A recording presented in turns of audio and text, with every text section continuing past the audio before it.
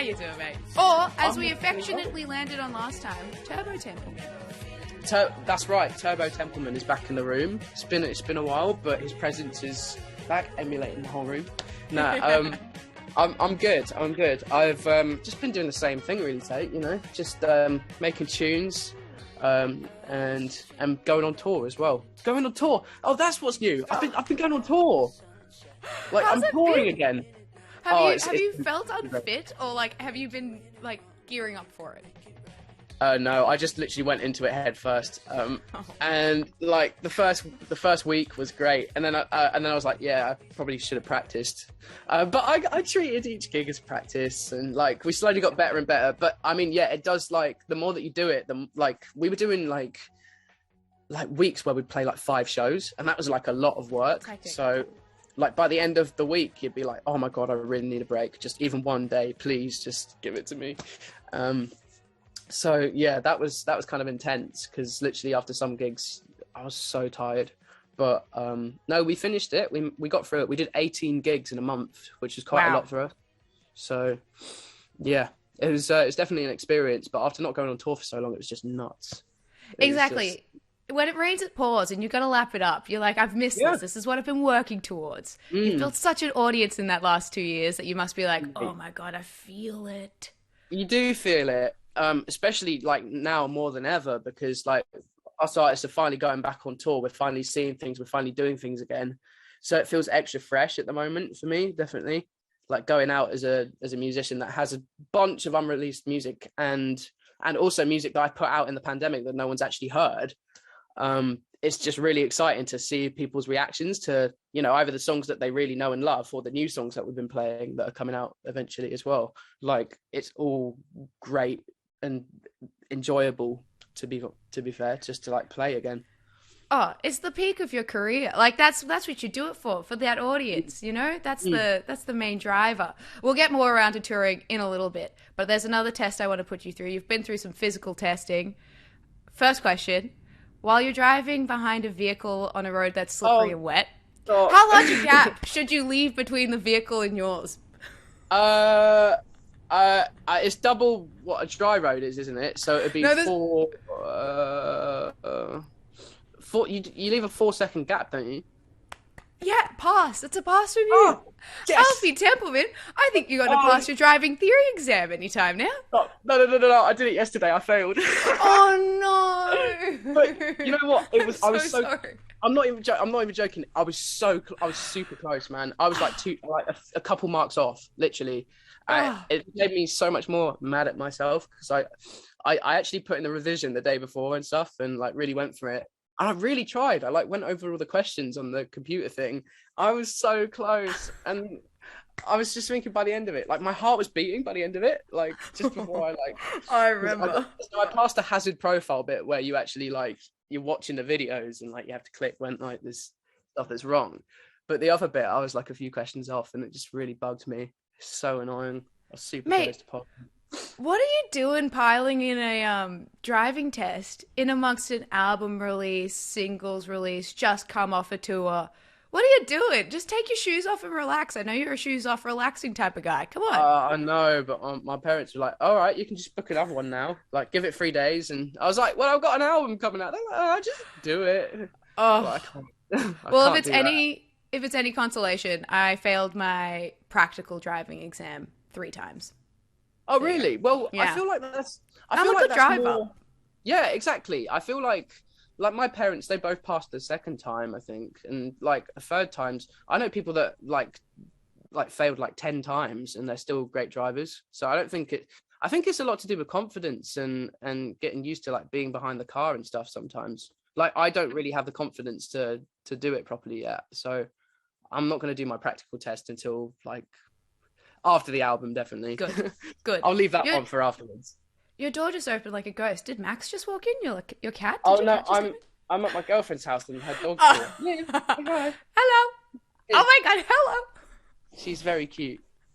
Very cute. Probably. Okay. Let's talk some music. So pre-pandemic, you were churning and burning, Turbo Templeman style. Churning and burning. Shonen and Burning, you had like 2 songs a day.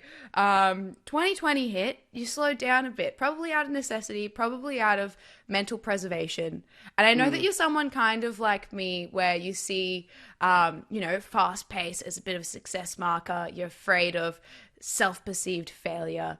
How was that mm. slowing down, and how have you felt now, 2 years into it, having created an album in that period? Yeah, that's a really good question. I think at first for me, it felt okay to slow down just because, well, when we first went into the pandemic, it was just like, well, everyone's doing this. There's no other option. As things like progressed, more and more people were going outside, but I was still kind of vulnerable because like I had a health condition at the time. So I was stuck inside a lot more than I expected when other people were kind of free. And by then I thought, well, if I'm not doing anything else, then I should be making music right now. And I was actually really struggling with it. Like nothing fresh was coming to me because like it was kind of like a kick in the stomach, really. I was seeing everyone going outside again, but I was kind of like stuck and couldn't go anywhere Yeah. properly. So yeah, I kind of struggled initially for a while, like making music, but then when I finally got the news that I could go back outside and stuff, like I started picking up the pieces again and like putting together like, well, I made a lot of instrumentals and little like demos and stuff through the pandemic, but I never really wrote much lyrics. It felt like I couldn't really write about things that were happening because nothing was happening at the time. Yeah.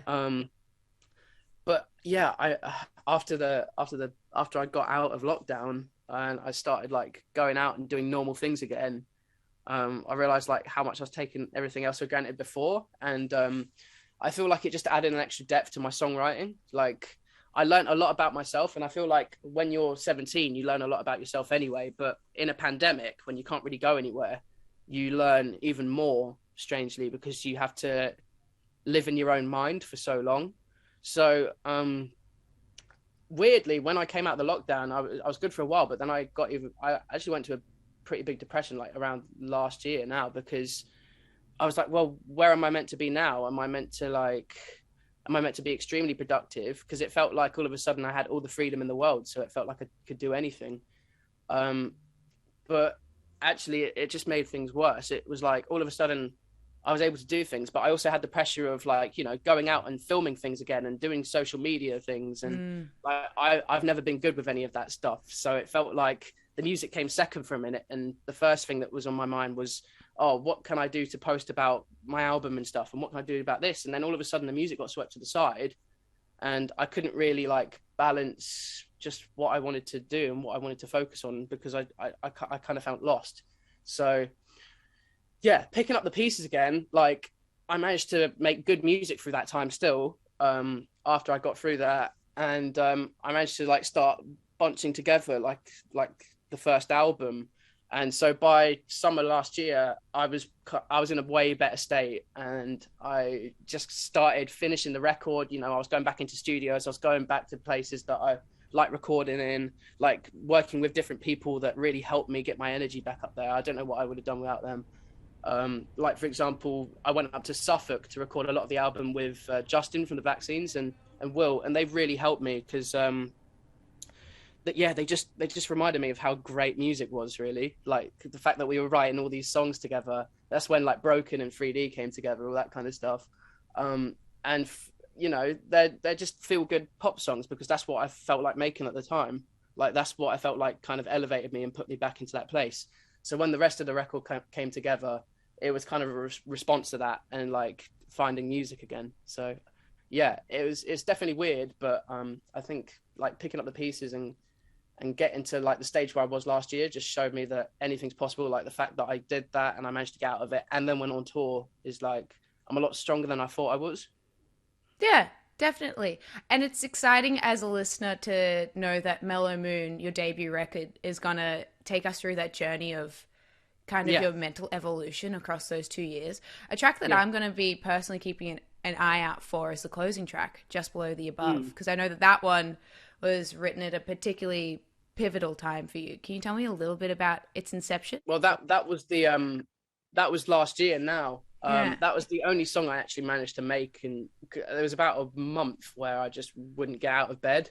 Um, But one day, I think I managed to actually just get out and do something about it. And like, I just had the task of like kind of looking, like I was pretty bored, obviously, because I wasn't going anywhere or doing anything. But I decided to just go for like for a bit of serotonin. I decided to go through like my old Bandcamp page because I used to like release music on Bandcamp when I was about 13 or 14. What was So the I went name? What was your Bandcamp name? I was literally just under my actual name, like Alfie Ah, Templeman.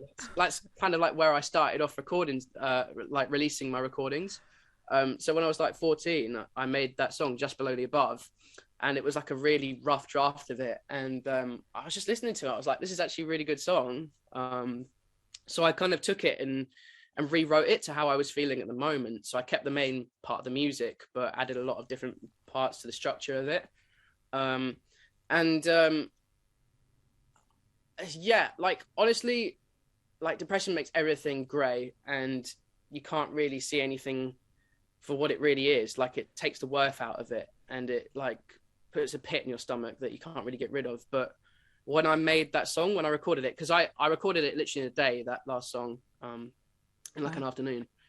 When I made it at home, all of a sudden it felt like I had a purpose again, and it felt like I wasn't just wasting all my energy on music. It felt like actually I had a reason to kind of exist and make something, and give my kind of 2 cents to what I think life is about and why I'm here. So that really helped, to be honest. That song in particular was like really important for me. So I'm really glad I went to Bandcamp that day. that's such a beautiful note to end your album on as well. And I Yeah, know that like through the pandemic you had a WhatsApp group with your fans to talk through yeah, mental health, and still it's going really strong. cool. Oh, is it good? Yay. Mm. It's so good to see that you've brought those conversations into your music and are a lot more open with it, because it's really hard to kind of delve into those dark corners and get the answers to places that you don't necessarily know you want the answers to. Yeah, yeah. Um, Oh, it's super hard, but I feel like that's really important to like actually yeah. go there and answer those parts of your mind. Totally. Totally. All right. Well, the latest single, Color Me Blue. Let's discuss this one. I know that you've been dabbling with a lot of instruments. You've got like, I don't know, 12 that you're self-taught in. We saw the Yeah, cello on Leaving Today. that's right. Yeah. Was there a highlight instrument in Color Me Blue? Oh, that's a good question.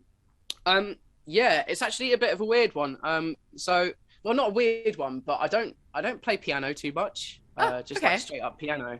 But in this song, I was playing it with both my hands, which I'd never really do.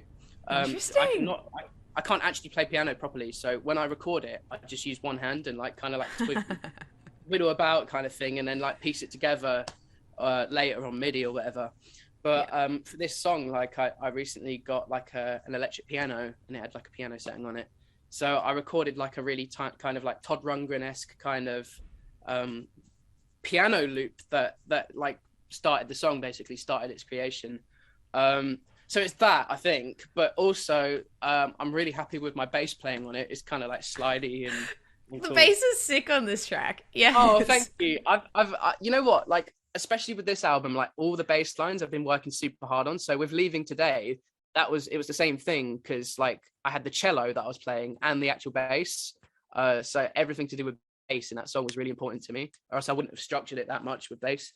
But with this one as well, the bass is like really thumpy and like it's got a really good like skip to it kind of Yeah. thing. Yeah. Yeah.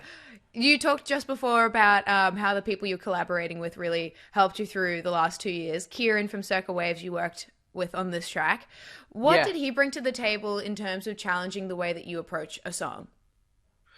Well, the thing with Kieran is he's just like a really positive person. Like when you're in a room writing a song with him, it's all about how good it feels. And he just brings that every time. Like every time I made a song with him, like we always shape it into something that feels really just like full of energy and really just he captures his energy in his songs really well. Like he's like one of the best at doing that. Um, so when we were making this song, he just added so much joy to like even just recording it. like every time I've been in the studio with him, even on a FaceTime call, you forget that like when you're in a FaceTime call with Kieran, you forget you're actually on a FaceTime. It's like you're actually Yeah. in person and just like hanging out. You know, when you get that with your mates and you don't even Yeah. realize something. It's that kind of thing. So yeah, it was just a really positive, like really infectious song. And it's kind of based off like that kind of like Rex Orange County kind of like really like upbeat kind of song, but actually sometimes the lyrics might go a bit like, so it's the same with like Broken and other songs on the record. Like they sound kind of happy, but actually they've got a more Yeah. sad meaning. That But Radiohead this song's, juxtaposition. Yeah. yeah, that's Yeah. right, exactly. That's the way. Yeah, I love that. Audiences in Australia can experience the full vastness of Mellow Moon this June. What can we expect from a Alfie Templeman show live? Are we dipping back in the discography? Are we seeing the full album? What are we doing? Yeah. Well, yeah, we're just gonna play bits of everything. I think, you know, like we're gonna go back and play older EPs that I started off with, like stuff from Like an Animal for sure. Because I mean, it's nearly 5 years old, which is crazy. So to me, at least, I made it when I was 15. So Yeah. yeah, I really still like playing older stuff like that. Like songs like Stop Thinking as well that came pretty early on, but also like so much new material. We're learning more and more songs off the album at the moment. So the more of that we have under our belts, the better, in my opinion, because like they're all just good songs, like they're fun songs, they're really summery. And I think people really enjoy it. But yeah, I think they're gonna be awesome shows. We're gonna jump into them full of energy as well, because it comes after the album comes out. So I feel like there's gonna be such a nice energy to all of those shows. Oi, I'll be jumping straight up the front. You'll see me. I'll give it back to Yes. you. I'll give all the energy back to you. Absolutely, mate. Oh, thank you. Oh, well, Alfie, it's so great to chat to you. Congrats on Mellow Moon. I can't wait for everyone to hear it. Congrats on Color Me Blue, and I'll see you in June. Oh, thank you so much. See you in June, Tate. Thank you.